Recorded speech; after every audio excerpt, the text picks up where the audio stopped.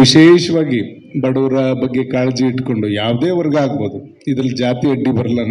ನಮ್ಮಲ್ಲಿ ಯಾವ ಜಾತಿನಲ್ಲಿ ಬಡವರು ಇರ್ತಾರೆ ಅವ್ರ ಕೆಲಸಗಳನ್ನ ಮೊದಲು ಮಾಡ್ತಕ್ಕಂಥ ಆದ್ಯತೆನ ನಾವು ಇಟ್ಕೊಂಡಿದ್ದೇವೆ. ಅದರಿಂದ ಇಲ್ಲಿ ಯಾರು ಕೂಡ ಮಧ್ಯವರ್ತಿಗಳಿಲ್ಲ, ಯಾರಿಗೂ ಕೂಡ ನೀವು ಲಂಚ ಕೊಡಬೇಕು ಅಂತಕ್ಕಂಥ ಅವಶ್ಯಕತೆ ಇಲ್ಲ.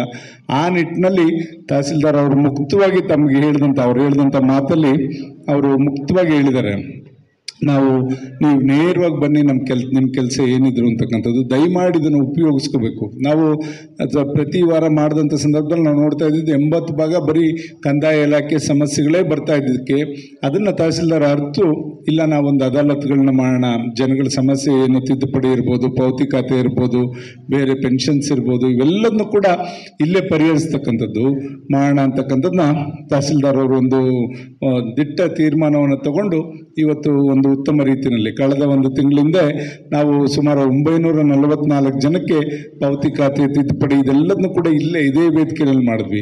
ಹೆಚ್ಚು ಫಲಾನುಭವಿಗಳಲ್ಲಿ ಆಗಮಿಸಿರ್ತಕ್ಕಂಥದ್ದನ್ನ ಈಗಾಗಲೇ ಗುರುತಿಸಿದ್ದಾರೆ ನಮ್ಮ ಕಂದಾಯ ಇಲಾಖೆಯಲ್ಲಿ. ಖಂಡಿತ ಅವರು ಯಾರನ್ನೂ ಕೂಡ ಮಧ್ಯದವರಲ್ಲ, ನೇರವಾಗಿ ನಿಮ್ಮನ್ನೇ ಕರೆದು ನಿಮ್ಮ ಏನು ಕಡತದಲ್ಲಿ ಅಲ್ಲಿ ಇರ್ತಕ್ಕಂಥ ಸಮಸ್ಯೆನ ಸರಿಪಡಿಸಿ ನಿಮಗೆ ಅದನ್ನು ಮುಕ್ತ ಮಾಡಿಕೊಡ್ತಕ್ಕಂಥ ಒಂದು ತೀರ್ಮಾನ ಇವತ್ತು ಮಾಡ್ತಾ ಇದ್ದೇವೆ. ಖಂಡಿತ ಇದನ್ನು ಉಪಯೋಗಿಸ್ಕೊಳ್ಳಿ.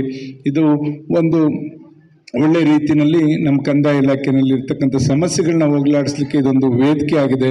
ಅದರಲ್ಲೂ ಇದು ಇವತ್ತು ವಿಶೇಷವಾಗಿ SC/ST ಸಮಾಜದವ್ರದ ತಗೊಂಡಿರ್ತಕ್ಕಂಥದ್ದು ಏನಂದರೆ, ಯಾಕೆಂದರೆ ಅವ್ರಿಗೆ ಸಾಕಷ್ಟು ಅವ್ರಿಗೆ ಯಾವ ಇಲಾಖೆಯಲ್ಲಿ ಹೋಗಿ ಏನು ಸಮಸ್ಯೆಗಳು ಕೇಳಬೇಕು ಈಗ ಗೊತ್ತಿಲ್ಲದೆ ಬೇರೆಯವ್ರನ್ನ ಅವಲಂಬಿಸ್ತಕ್ಕಂಥ ಜಾಸ್ತಿ ಇರೋದ್ರಿಂದ ಅದು ಆಗಬಾರ್ದು ನಿಮಗೆ ಅಂತಕ್ಕಂಥ ದೃಷ್ಟಿಯಿಂದ ನಿಮಗೆ ವೇದಿಕೆಯನ್ನು ನಾವು ಸಿದ್ಧ ಮಾಡಿರ್ತಕ್ಕಂಥದ್ದು. ದಯಮಾಡಿ ಇದನ್ನು ಉಪಯೋಗಿಸ್ಕೊಂಡು ಇದು ನಿರಂತರವಾಗಿ ನಡೀತಾ ಹೋಗ್ತದೆ. ನಿಮ್ಮದೆಲ್ಲ ಸಮಸ್ಯೆಗಳು ಬಗೆಹರಿಸೋ ತನಕ ನಮ್ಮ ತಹಸೀಲ್ದಾರ್ ಇದನ್ನು ನಿಮಗೆ ಎಷ್ಟು ಅರ್ಜಿಗಳಿರುತ್ತೆ ಅದನ್ನು ಎಲ್ಲದನ್ನು ಕೂಡ ಸರಿಪಡಿಸಲಿಕ್ಕೆ ಅವರು ಬದ್ಧವಾಗಿದ್ದಾರೆ ಅಂತಕ್ಕಂಥದ್ದನ್ನು ಕೂಡ ಹೇಳ್ತಾ, ಈ ಸರ್ಕಾರ ಬರಲಿಕ್ಕೆ ಒಂದು ಗ್ಯಾರಂಟಿಗಳು ಏನು ನಿಮಗೆ ಹೆಣ್ಮಕ್ಳಿಗೆ ಬಸ್ಸಿಂದ ಇರ್ಬೋದು, ಯುವಕರಿಗೆಲ್ಲ ಅವ್ರಿಗೆ ಯಾರೋ ಉದ್ಯೋಗ ಇಲ್ಲದಂಥವ್ರಿಗೆ ನೆರವಾಗ್ತಕ್ಕಂಥದ್ದು ಇರ್ಬೋದು, ಮನೆ ಯಜಮಾನಿಗೆ ಹಣವನ್ನು ಹಾಕ್ತಕ್ಕಂಥದ್ದು, ಇದೆಲ್ಲ ಕೂಡ ಕಾರ್ಯಕ್ರಮ ಮಾಡ್ತಾ ಇದ್ದಾರೆ.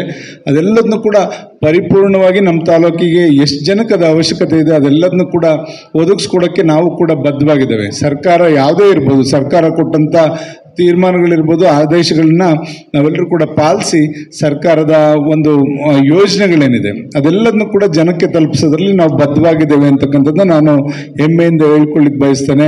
ಈ ಕೆಲವು ತಿದ್ದುಪಡಿಯಿಂದ ಆಗದೇ ಇದ್ದಂಥ ಸಮಸ್ಯೆಗಳಿದೆ, ಒಂದು 5,000 ಅರ್ಜಿ ಇದೆ ಅಂತ ತಹಸೀಲ್ದಾರ್ ಹೇಳಿದ್ರು. ಈಗ ಅದನ್ನೆಲ್ಲ ಕೂಡ ಸರಿಪಡಿಸ್ಕೋಬೇಕು ಅಂದರೆ ಇಂಥ ವೇದಿಕೆಗಳು ನೀವಿವತ್ತು ಮುಂದೆ ಸರ್ಕಾರ ಬರಗಾಲವನ್ನು ಎದುರಿಸ್ತೀವಿ, ನಾವು ಈಗಾಗಲೇ ಕುಡಿಯೋ ನೀರಿನ ಸಮಸ್ಯೆ ಎಲ್ಲ ಕೂಡ ಬರ್ತಾ ಇದೆ.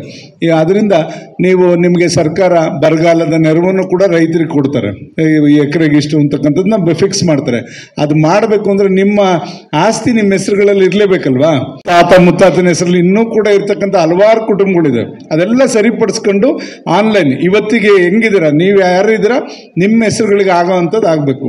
ಅದನ್ನು ದಯಮಾಡಿ ಎಲ್ಲರೂ ಕೂಡ ಮಾಡ್ಕೊಳ್ಳಿ. ಇದು ಅದಕ್ಕೆ ಅವಕಾಶ, ಅದನ್ನು ಮಾಡ್ಕೊಳ್ಳಿ. ಮತ್ತು ಈಗಾಗಲೇ ಫ್ರೂಟ್ ID ಎಲ್ಲದನ್ನು ಕೂಡ ಮಾಡಿದ್ರು. ಅಲ್ಲಿ ಗೊತ್ತಾಯಿತು ನಿಮ್ಮಲ್ಲೇ 2-3 ಪಾಣಿ ಇದರೆಲ್ಲ ಜೋಡಿಸಿ ಅದೆಲ್ಲದನ್ನು ಕೂಡ ಒಂದು ಮಾಡ್ತಕ್ಕಂಥದ್ದು ಮಾಡಿದ್ರೆ ನಿಮಗೆ ಅದು ನೆರವು. ಪ್ರಧಾನ ಮಂತ್ರಿ ಕಿಸಾನ್ ಯೋಜನೆ ಇರ್ಬೋದು, ಬರಗಾಲದ ಹಣ ಇರ್ಬೋದು, ಇದೆಲ್ಲ ಬರ್ತಕ್ಕಂಥ ನೆರವುಗಳನ್ನೆಲ್ಲ ಪಡ್ಕೋಬೇಕು ಅಂದರೆ ನಿಮ್ಮ ದಾಖಲೆಗಳು ಸರಿ ಇರಬೇಕು. ಆ ನಿಟ್ಟಿನಲ್ಲಿ ನೀವೆಲ್ಲರೂ ಕೂಡ ನಿಮ್ಮ ದಾಖಲೆಗಳನ್ನ ಸರಿಪಡಿಸ್ಕೊಳ್ಳೋಕ್ಕೆ ಇದು ಒಂದು ಉತ್ತಮವಾದ ವೇದಿಕೆ, ಇದನ್ನು ಸದುಪಯೋಗ ಪಡಿಸ್ಕೊಳ್ಳಿ ಅಂತಕ್ಕಂಥದ್ದನ್ನ ಹೇಳ್ತಾ, ಮತ್ತೊಮ್ಮೆ ನೀವು ಯಾರು ಕೂಡ ನೇರವಾಗಿ ಇಲಾಖೆ ಅಧಿಕಾರಿಗಳನ್ನ ನೀವು ಸಂಪರ್ಕ ಮಾಡಿ, ಖಂಡಿತ ಎಲ್ಲರೂ ಕೂಡ ಕೆಲಸವನ್ನು ಮಾಡಿಕೊಡ್ತಾರೆ. ಆ ನಿಟ್ಟಿನಲ್ಲಿ ಎಲ್ಲರ ಮನಸ್ಥಿತಿನೂ ಕೂಡ ಇದೆ ಅಂತಕ್ಕಂಥದ್ದನ್ನ ನಿಮ್ಗೆ ಹೇಳ್ತಾ, ಇವತ್ತು ನಾವು ಈ ಒಂದು ಏನು ಅದಾಲತ್ ಕಾರ್ಯಕ್ರಮ, ಒಂದು ಕಂದಾಯ ಅದಾಲತ್ತು ಜೊತೆಗೆ ಸರ್ಕಾರದ ಪ್ರಮುಖ ಯೋಜನೆಗಳಲ್ಲಿ ಅವೆಲ್ಲದನ್ನು ಕೂಡ ಅನುಷ್ಠಾನ ಮಾಡಿರ್ತಕ್ಕಂಥ ಸರ್ಕಾರ, ಈಗ ಅದನ್ನು ನಾವು ನಮ್ಮ ತಾಲೂಕಿನಲ್ಲಿ ಎಲ್ಲರಿಗೂ ಕೂಡ ಅಳವಡಿಸ್ಲಿಕ್ಕೆ ನಾವು ಬದ್ಧವಾಗಿರ್ತೇವೆ ಅಂತಕ್ಕಂಥದ್ದನ್ನ ಈ ಸಂದರ್ಭದಲ್ಲಿ ಹೇಳ್ತಾ, ಈಗ ಮೂವ್ಮೆಂಟ್ಸಿಂದ ಉದ್ಘಾಟನೆ ಮಾಡಿದ್ದೇವೆ. ಇದರ ಮುಖಾಂತರ ಒಂದು ಕಳೆದ ಕಳೆದ ತಿಂಗಳಲ್ಲಿ ನಾವು ಮಾಡಿದಾಗ ನಾವು 944 ಅರ್ಜಿಗಳಲ್ಲಿ 15 ದಿವಸದಲ್ಲಿ ಅವರೆಲ್ಲರಿಗೂ ಪಾಣಿ ಬದಲಾವಣೆ, ಖಾತೆ ಬದಲಾವಣೆ ಎಲ್ಲ ಕೂಡ ಆಯಿತು. ನಿಮ್ಮದು ಹಂಗೆ ಆಗುತ್ತೆ. ಅದರಿಂದ ನೀವು ಹಲಿಬೇಕಾದಂಥ ಅವಶ್ಯಕತೆ ಇಲ್ಲ. ಈಗ ಬಗರುಕುಂ ಸಮಿತಿನೂ ಕೂಡ ಸರ್ಕಾರ ಮಾಡಿದೆ, ಅದನ್ನು ಕೂಡ ಪ್ರಾರಂಭ ನಾವು ತಹಸೀಲ್ದಾರೆಲ್ಲ ಕೂತ್ಕೊಂಡು ಒಂದು ನಿಟ್ಟಿನಲ್ಲಿ ಎಲ್ರಿಗೂ ಕೂಡ ಏನು ಯಾವ್ಯಾವ ಜಮೀನನ್ನ ಮಂಜೂರು ಮಾಡಲಿಕ್ಕೆ ಸರ್ಕಾರ ಆದೇಶವನ್ನು ನೀಡಿದೆ ಅದನ್ನು ಚಾಚು ತಪ್ಪದೆ ಅಲ್ಲಿ ಸ್ಥಳದಲ್ಲಿ ಅವ್ರು ಯಾರು ಆಬದ್ದು ಮಾಡ್ಕೊಂಡಿದ್ದಾರೆ ಅವರಿಗೆ ಕೊಡೋದ್ರಲ್ಲಿ ನಾವೆಲ್ಲರೂ ಕೂಡ ಬದ್ಧವಾಗಿರ್ತೇವೆ. ಇದರಲ್ಲಿ ಪಾರದರ್ಶಕವಾಗಿ ಮಾಡ್ತೇವೆ. ಇದರಲ್ಲಿ ಎಲ್ರಿಗೂ ಕೂಡ ನ್ಯಾಯವನ್ನು ಒದಗಿಸ್ಕೊಡೋ ನಿಟ್ಟಿನಲ್ಲಿ ಮಾಡ್ತೇವೆ. ಅದೇ ಅದರಲ್ಲೂ ಕೂಡ ಒಂದು ಕೊರತೆಯನ್ನು ಇವತ್ತು ನೀಗಿಸ್ಬೇಕು ಅಂತಕ್ಕಂಥದ್ದು ನಮ್ಮ ತಹಸೀಲ್ದಾರ್ ಮೇಡಮ್ ಅವರ ಒಂದು ಆಲೋಚನೆ ಇದೆ. ಏನು ನಾವು ಮಂಜೂರು ಮಾಡ್ತೇವೆ, ಮಂಜೂರು ಮಾಡಿದ ತಕ್ಷಣ ಅವ್ರಿಗೆ ಖಾತೆನೂ ಕೂಡ ಬದಲಾವಣೆ ಆವಾಗಲೇ ಮಾಡಿಕೊಡೋಂಥದ್ದು ಮಾಡೋಣ. ಇಲ್ಲಾಂದರೆ ವರ್ಷಗಟ್ಟಲೆ ಅದಕ್ಕೂ ಕೂಡ ಅಲಿತಕ್ಕಂಥವು ನೋಡ್ತಾ ಇದ್ದೀವಿ. ಈಗ 95ರಲ್ಲೆಲ್ಲ ಮಂಜೂರಾಗಿರೋ ಇನ್ನೂ ಕೂಡ ಖಾತೆ ಆಗಿಲ್ಲ ಅಂತಕ್ಕಂಥ ಬರ್ತಕ್ಕಂಥ ಸಮಸ್ಯೆಗಳನ್ನೆಲ್ಲ ನೋಡಿದಾಗ ಇದ್ಯಾವುದು ಇರ್ಕೂಡ್ದು. ಅಲ್ಲೇ ನಿಮಗೆ ಮಂಜೂರಾದ ತಕ್ಷಣ ನಿಮಗೂ ಕೂಡ ಖಾತೆ ನಮ್ಮ ಬದಲಾವಣೆ ಮಾಡಿಕೊಡೋಕ್ಕೆ ಎಲ್ಲದನ್ನೂ ಕೂಡ ವ್ಯವಸ್ಥೆ ಮಾಡೋಣ ಅಂತಕ್ಕಂಥದ್ದು ಆಲೋಚನೆ ಇದೆ. ಅದೆಲ್ಲ ಸಮಿತಿಯಲ್ಲಿ ಜೊತೆಲಿ ಕೂತ್ಕೊಂಡು ಚರ್ಚೆ ಮಾಡಿ ಎಲ್ಲರನ್ನು ವಿಶ್ವಾಸಕ್ಕೆ ತಗೊಂಡು ಇವತ್ತು ಕ್ಷೇತ್ರದ ಜನತೆಯ ಏನು ಬಗರುಕುಂ ಸಮಿತಿನಲ್ಲಿ ಎಲ್ರಿಗೂ ನ್ಯಾಯ ಒದಗಿಸ್ಕೊಡೋ ನಿಟ್ಟಿನಲ್ಲಿ ನಮ್ಮ ಆಲೋಚನೆ ಇರ್ತದೆ ಅಂತಕ್ಕಂಥದ್ದನ್ನ ಈ ಸಂದರ್ಭದಲ್ಲಿ ಹೇಳ್ತಾ, ಇವತ್ತು ಈ ಕಾರ್ಯಕ್ರಮ ಯಶಸ್ವಿಯಾಗಲಿ, ಈ ಒಂದು ನ್ಯಾಯ ಒದಗಿಸ್ಕೊಡೋ ನಿಟ್ಟಿನಲ್ಲಿ ಈ ವೇದಿಕೆ ಸಜ್ಜಾಗಿದೆ ಅಂತಕ್ಕಂಥದ್ದನ್ನ ಈ ಸಂದರ್ಭದಲ್ಲಿ ಹೇಳ್ತಾ, ಇದರ ಸದುಪಯೋಗ ಎಲ್ರಿಗೂ ಕೂಡ ಯಾರು ಇದರ ಅವಶ್ಯಕತೆ ಇದೆ ಅವರೆಲ್ಲರಿಗೂ ಕೂಡ ನೆರವಾಗಲಿ ಅಂತಕ್ಕಂಥದ್ದನ್ನ ಹೇಳ್ತಾ ನಾನು ನನ್ನ ಮಾತು ಮುಗಿಸ್ತೇನೆ. ಜೈ ಹಿಂದ್, ಜೈ ಕರ್ನಾಟಕ.